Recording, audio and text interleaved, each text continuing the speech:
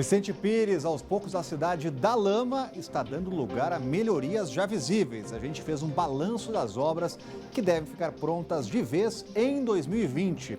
Redução, a Selic chega ao valor histórico de 4,5% ao ano e bancos começam a repassar os juros mais baixos ao consumidor.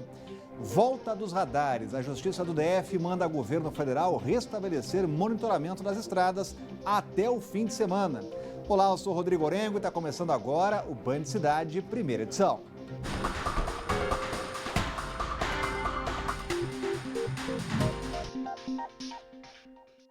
A gente começa falando de Vicente Pires, uma das cidades do DF que mais sofre nessa época do ano, nessa época de chuva.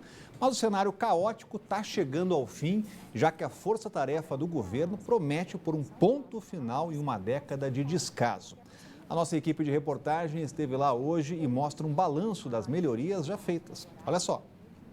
Quem não tiver uma boa memória, ao olhar a Rua 10 em Vicente Pires assim, toda asfaltada, não vai lembrar que um dia ela esteve desse jeito, com um buraco imenso, muita lama e uma correnteza formada pela água da chuva.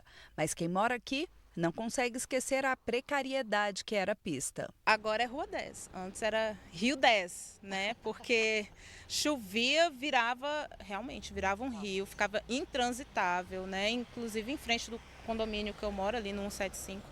Um caminhão do bombeiro veio socorrer, veio atender uma ocorrência e ele atolou de frente ao condomínio. Passar por essa rua era um desafio daqueles que em 2018 essa moradora venceu graças a uma ajuda. A bordo de uma escavadeira, ela conseguiu ir buscar o filho na escola. Um cenário caótico que faz parte do passado. Hoje, os moradores já sentem os reflexos das obras que estão sendo feitas na cidade. Já fizeram todo o calçamento, só está faltando esse pedaço que é que foi até, acho que a Nova Cap que fez. Só está faltando esse pedaço para concluir. A Rua 10 agora está fantástica. E entendem que precisam ter um pouco mais de paciência até que toda a infraestrutura de Vicente Pires seja finalizada. Que é inegável a mudança? Sim. Que estamos passando de uma fase de transição para melhor? Sim, com certeza. Então, a gente sofre um pouco hoje ainda com as chuvas, mas é para o bem da população. A compreensão vem também daqueles moradores da Rua 8 que ainda têm que conviver com terra remexida, pessoas trabalhando e 50% do trabalho concluído. Tem que ter mais paciência, né? E sempre esperar o melhor. O governo tem trabalhado contra o tempo para minimizar os estragos que são causados pelas chuvas. Depois de concluir a rede de drenagem, tanto aqui da Rua 3 quanto da Rua 8, a administração informou que esta semana serão abertas as bocas de lobo para garantir a vazão das águas. De acordo com o GDF, 75% das obras previstas para a região já foram concluídas. A expectativa é de que toda a infraestrutura seja entregue nos primeiros meses de 2020. E a gente vai conversar sobre esse assunto com o Cláudio Humberto, já está com a gente por aqui. Muito boa tarde, Cláudio. Boa tarde. Nossa entrevistada falou, enquanto as obras não acabam, tem que ter um pouco de paciência lá. Porque também é o seguinte, essas pessoas são colocadas, a paciência dessas pessoas tem sido colocada à prova por décadas, né? Foram décadas de sofrimento. É preciso lembrar que aquilo ali não era para ser um setor residencial, era um setor de chácara para agricultura familiar, mas bem localizado como entre o Plano Piloto e Itaguatinga, acabou provocando uma verdadeira corrida de especulação imobiliária, o crescimento desordenado, um horror. Inclusive o solo é completamente inadequado para a construção, mas enfim, o fato concreto é que existe lá uma cidade hoje, ela se chama Vicente Pires, com milhares de pessoas que precisam transitar, exercer o direito de ir e vir, de chegar em casa, sair de casa, não é? E agora isso começa finalmente a ser possível. Há mais de 70% das obras concluídas, portanto falta muito pouco, e isso será concluído no primeiro semestre do ano que vem. Falta muito pouco para que aquela cidade, afinal de contas, tenha uma rotina de cidade normal. Vamos falar aqui de momentos de tensão e medo, porque mãe e filha sofreram um sequestro relâmpago na tarde de ontem no Cruzeiro. A jovem de 22 anos estava acompanhada da filha de 3 anos, quando foi surpreendida por 3 bandidos armados na saída de uma agência bancária entre o Sudoeste e o Cruzeiro. A mulher foi obrigada a entrar com a filha dentro do carro e ir até mais 3 agências para sacar o dinheiro. Durante todo o percurso, os assaltantes ameaçaram matar a criança se ela não ficasse quieta. Chegando no setor bancário sul, na última agência, a jovem chegou a sacar uma quantia em dólar, mas um dos seguranças achou suspeita a atitude e chamou a polícia. Ao todo, os assaltantes conseguiram fazer a mulher sacar R$ 4.000 e $2.000. O sequestrador que estava com a jovem e a filha dela foi preso em flagrante, mas os outros 2 conseguiram fugir. Para o Ministério da Justiça e Segurança, o ministro Sérgio Moro faz daqui a pouco um balanço das principais ações do Ministério neste primeiro ano de governo. E entre os temas abordados deve estar o pacote anticrime, também apresentado por ele em fevereiro e aprovado ontem pelo Senado. Vai ter detalhes chegando agora com a Renata Dourado, já está aparecendo com a gente por aqui. Como é que vai ser esse balanço, hein, Renata? Boa tarde. Expectativa grande, né? Vamos ver, a gente vai estar lá acompanhando. E certamente, como você bem disse, boa tarde para você, para todos que nos acompanham, ele vai falar sobre esse pacote anticrime que foi finalmente aprovado pelo Congresso Nacional, finalizando ontem pela aprovação dos senadores. Mas a gente lembra que essa proposta ela foi bastante modificada com relação à proposta original, que, como você bem lembrou, foi enviado pelo ministro em fevereiro deste ano. Os senadores, na verdade, eles aprovaram a mesma proposta que foi aprovada pelos deputados. Então, as modificações foram feitas exatamente pelos deputados, ocorreram na Câmara Federal. E aí eles deixaram de fora, a gente lembra aqui, aquele chamado excludente de ilicitude, que é uma espécie de ampliação da legítima defesa para os policiais, e deixaram de fora também a possibilidade da prisão após condenação em segunda instância. Só que a gente lembra que esse assunto específico, a prisão após condenação em segunda instância, ele está sendo analisado tanto pelos deputados federais, em forma de PEC, proposta de emenda constitucional, tanto também pelos senadores, em forma de um projeto de lei. Se vai ter interesse ou não de aprovar, a gente não sabe, mas eles estão analisando, está tramitando aí. Então, a proposta segue agora para a sanção do presidente Bolsonaro, que traz também esse projeto uma figura de um juiz, como se fosse um segundo juiz nesse processo. Então, tem aquele juiz que julga e teria, portanto, um outro juiz que vai supervisionar todo esse processo para evitar erros, né, evitar aí que coisas fora da lei aconteçam. E aí, esse ponto específico pode ser, há rumores de que o presidente Bolsonaro vete esse ponto específico. Aí a gente vai esperar aqui para ver como é que vai ser a avaliação do presidente Bolsonaro. E falar em presidente Bolsonaro, ontem ele esteve no hospital, foi numa consulta com um dermatologista e, segundo ele, segundo fala do próprio presidente Bolsonaro, há uma suspeita de um câncer de pele. Embora a Secretaria de Comunicação do governo negou, disse que não há nenhuma suspeita, que não há nenhuma possibilidade que isso possa estar acontecendo ou que possa vir a acontecer com o presidente Bolsonaro neste momento, obviamente. Só que hoje, Rodrigo, ele, na saída ali do Palácio da Alvorada, ele sempre para ali para conversar com as pessoas, e quando ele se deparou com a imprensa, no tom de brincadeira, no tom de ironia, aquele jeito dele, ele falou assim, não vou conversar com vocês não porque eu tenho câncer. Imagine você, Rodrigo. Obrigado, Renata. Trazendo informações importantes, Cláudio Humberto, a respeito do ministro Moro. Ele já disse que quer retomar alguns pontos que foram retirados do projeto no ano que vem. Será que é possível aprovar no ano legislativo? Eu acho que sim, né? São propostas, inclusive, que têm o apoio de parte expressiva do Congresso Nacional. Tem uma frente parlamentar na Câmara, né? Em favor da prisão em segunda instância, por exemplo, que reúne mais de 250 parlamentares.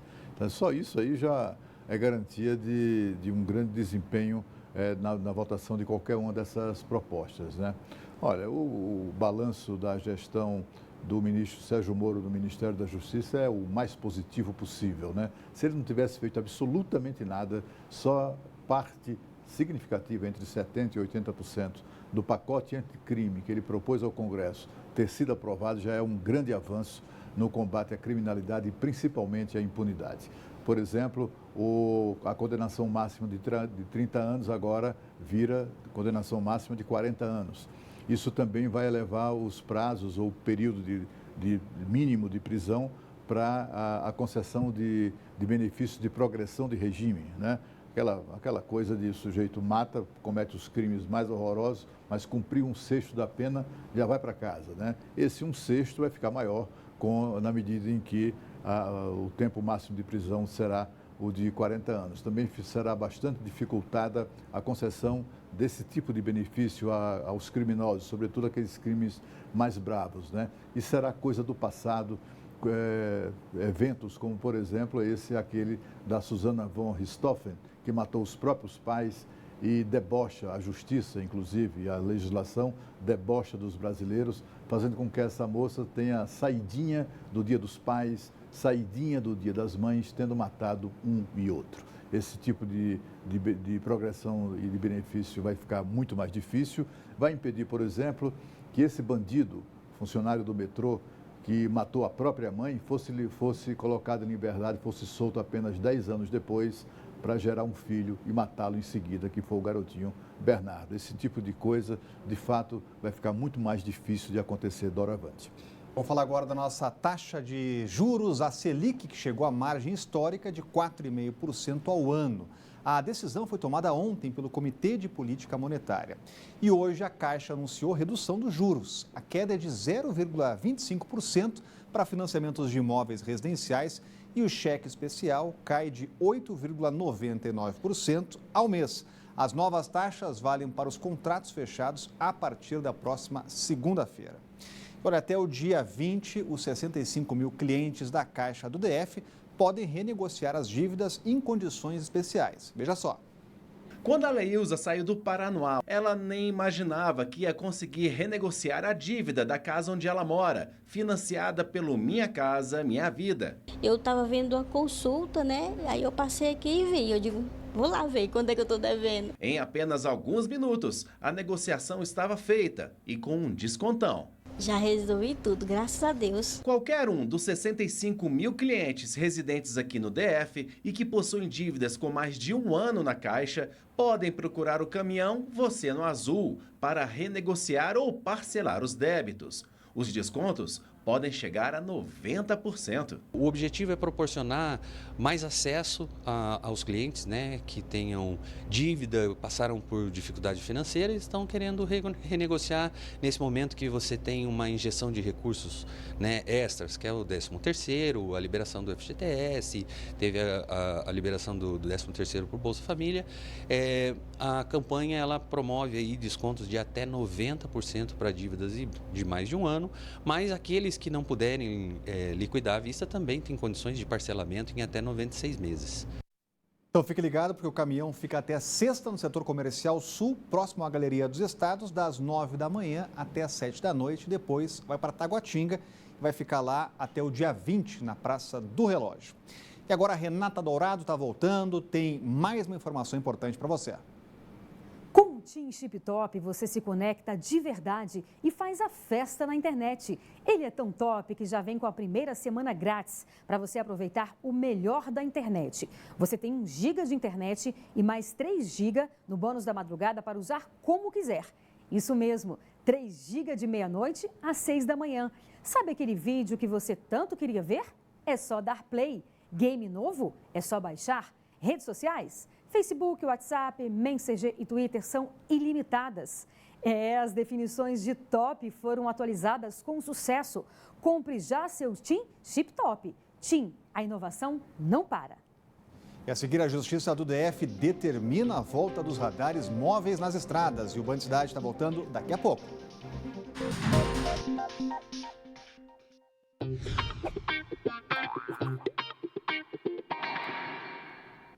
No Consulte Doutor de hoje, vamos falar sobre cegueira, uma deficiência que atinge quase 4% da população brasileira e mais de 37 milhões de pessoas em todo o mundo.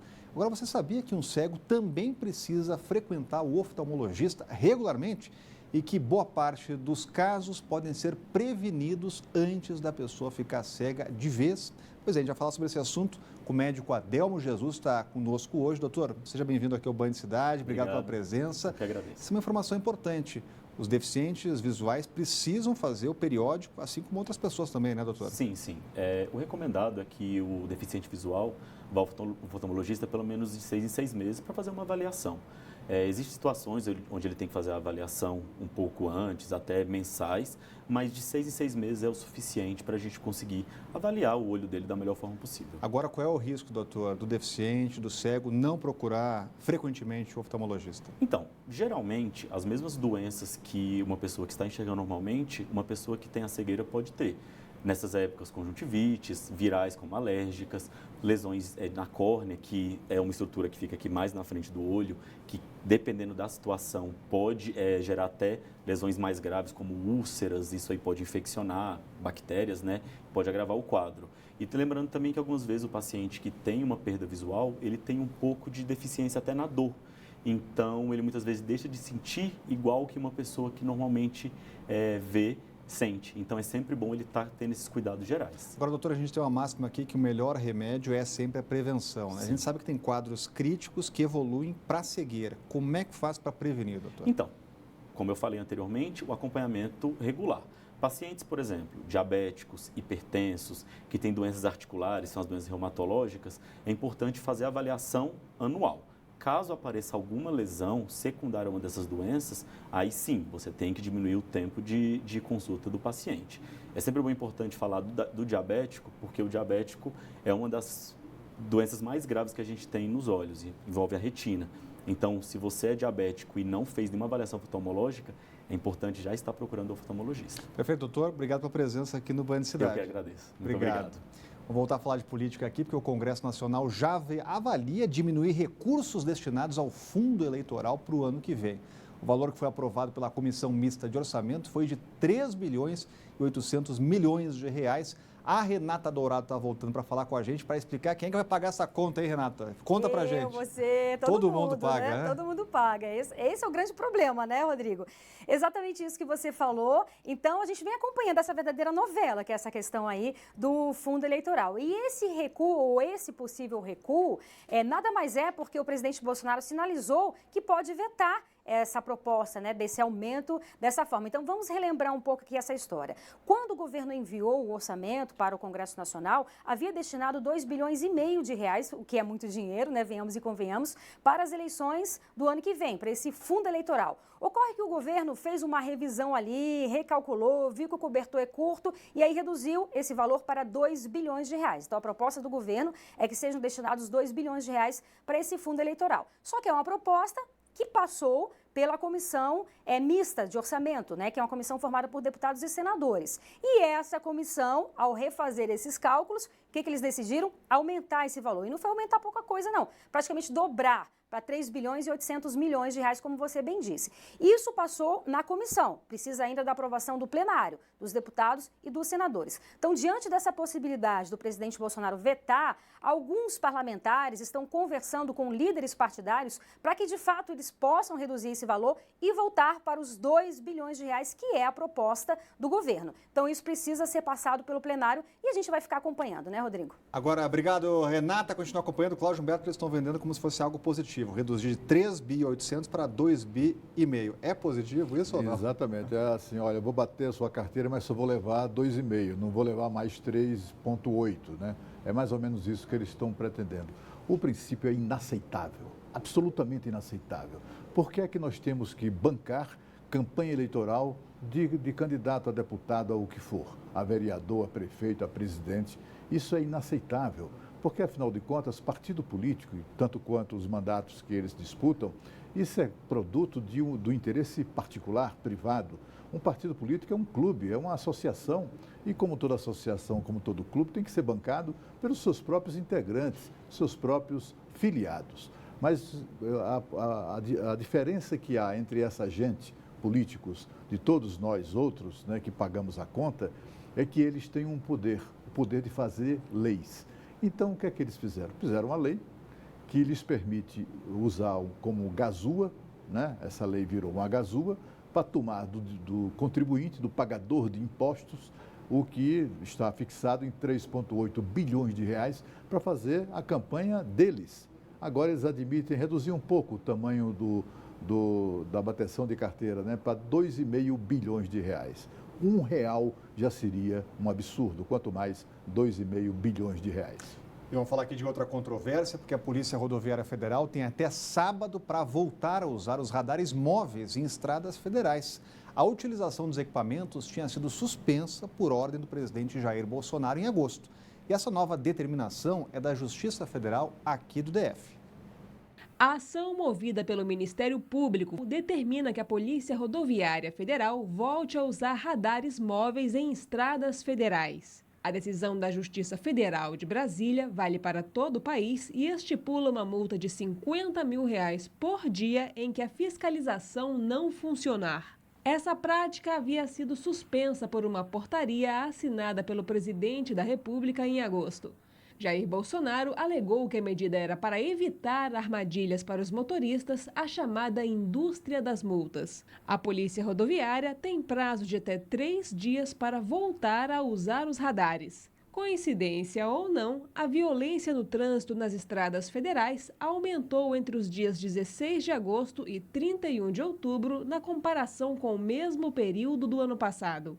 O número de acidentes cresceu 7,2% e o de mortes 1,19%. A Advocacia Geral da União deve recorrer. Agora, Cláudio Humberto, chama a atenção esse vai e vem de uma norma que é importante. Exatamente. Olha, o fato é que assim, esse crescimento dos acidentes, de mortes, etc. e tal, esse é um crescimento que todo ano se verifica. Não cresceu em razão dessa coisa da proibição pelo presidente da República do uso de pardais. O que estão proibidos são os pardais de tocaia, são aqueles pardais móveis, aqueles que ficam escondidos. Isso aí é que o presidente da República considera que é inaceitável e vitima o cidadão e determinou a sua proibição. Os pardais fixos, esses estão mantidos e funcionando normalmente. O que causa uma certa estranheza é porque, afinal de contas, o Bolsonaro, queiram ou não os insatisfeitos com a sua vitória, ele foi eleito para tomar decisões várias no campo administrativo. Esta foi uma delas. Mas nós vivemos num país em que até decisões de escolha de auxiliares do governo, que são cargos de livre provimento, até isso a Justiça está se metendo para anular, né? Eu tenho absoluta certeza de que essa decisão, que é de primeira instância, aliás, a Advocacia Geral da União já está recorrendo, isso vai ser derrubado sem demora, porque o ato do presidente da República não desobedeceu nenhuma lógica legal, nenhuma norma legal, né? É algo que está dentro da lei, da previsão de suas prerrogativas. E agora a Renata Dourado está trazendo mais um recado importante para você. Pessoal, as chuvas chegaram, não é mesmo? E no trânsito, todo mundo já sabe que é preciso atenção redobrada. Mas não adianta também só dirigir com segurança e não cuidar da parte mecânica do carro. É justamente nesse período que acabam acontecendo alguns acidentes, que podem ser evitados seguindo algumas dicas básicas, como estas, que o Detran preparou para você neste comercial super legal. As chuvas chegaram e com elas é preciso atenção redobrada no trânsito. Por isso, faça a revisão dos freios, limpadores e faróis do veículo para melhorar a visibilidade. E verifique se os pneus estão bem conservados. Reduza a velocidade e mantenha a distância do veículo da frente. E não se esqueça de utilizar a seta com antecedência e de ter atenção com os pedestres nas faixas. Com as chuvas, é preciso precaução. Dirija com atenção. Detran, Governo do Distrito Federal. E a seguir, carros são retirados de cratera que se abriu em uma obra da Asa Sul na última terça-feira. E o Band Cidade está voltando daqui a pouco.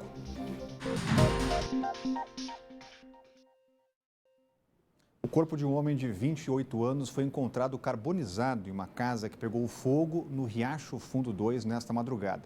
Segundo o Corpo de Bombeiros, o incêndio teria começado por volta das 3 da manhã. Após controlar o fogo, os bombeiros e a polícia militar entraram na casa e acharam um corpo carbonizado em um dos cômodos. O caso foi encaminhado para a Polícia Civil e está sendo investigado como homicídio. E a cratera da 909 Sul, só a perícia agora da polícia vai dizer o que realmente causou aquele deslizamento que engoliu 4 carros na terça passada. Ontem à tarde, os carros foram retirados e o trânsito liberado. E hoje a vida começou a voltar ao normal nos prédios comerciais vizinhos. Seu Biraci resolveu voltar à rotina de exames nesta quinta-feira, já que teve que cancelar algumas consultas no início da semana. Tinha que tomar um remédio para acelerar o coração, que eu tenho que fazer uma cirurgia. Aí aconteceu de eles mandarem dar uma volta na rua, né? Para controlar a batida do coração. Aí de repente me veio aquela coisa, aquele medo de eu ficar olhando e vendo aquela água aqui embaixo, aquelas paredes meio assim, esquisita, aquela coisa toda. Eu falei, meu Deus, isso está muito perigoso. O desabamento que assustou a todos aconteceu na tarde desta terça-feira na 909 Sul. Apesar da grande movimentação no local, por sorte, ninguém se feriu, mas 4 carros foram engolidos quando o chão cedeu. Ontem, todos foram retirados. Um guincho contratado pela construtora responsável pela obra fez o serviço. Depois da retirada dos carros, o Conselho Regional de Engenharia informou que a obra estava regularizada. Todos os cuidados técnicos foram tomados, né? São empresas com bastante tempo de Brasília, respeitadas e sempre com muito cuidado técnico. Mas se houver algum tipo de imperícia, o CREA irá verificar. Já a Defesa Civil apontou que houve um problema na execução dos trabalhos que causou o incidente. Desde o início de todo esse problema, nós tentamos contato com a construtora DIB, responsável pela obra e também pelos prejuízos do desabamento. Mas o número chamado não está atendendo e não possui caixa postal. Olha, em nota, a Novacap informou que, por se tratar de uma obra particular, não tem como falar sobre o problema e reforçou que não realizou qualquer intervenção nas galerias de águas pluviais da região onde a cratera se abriu. Já a Caesb disse que o acidente causou o rompimento da rede de esgoto, mas o reparo já está sendo feito. Olha, o GDF publicou a lista de 12.600 ganhadores do sorteio Programa Nota Legal. A lista de todos os bilhetes premiados está no Diário Oficial do Distrito Federal. E o sorteio foi feito no dia 25 de novembro, no auditório da Câmara Legislativa. Para participar do sorteio, o consumidor deve estar cadastrado no programa Nota Legal, além de pedir a inclusão do CPF nas notas emitidas pelas lojas daqui da capital. O endereço eletrônico no Diário Oficial para saber se você é um dos sorteados é o dodf.df.gov.br, está aparecendo aqui para você. E você sabe que aqui na Band você tem um canal direto para fazer denúncias, mandar vídeos, mostrar o que acontece aí na sua região, que é o nosso WhatsApp do Band Cidade. Então pega nosso número aí, que é o 99976-9204. E o Band Cidade, primeira edição, vai ficando por aqui. Vem chegando aí os donos da bola. A gente volta a se encontrar amanhã ao 12:30. Tchau!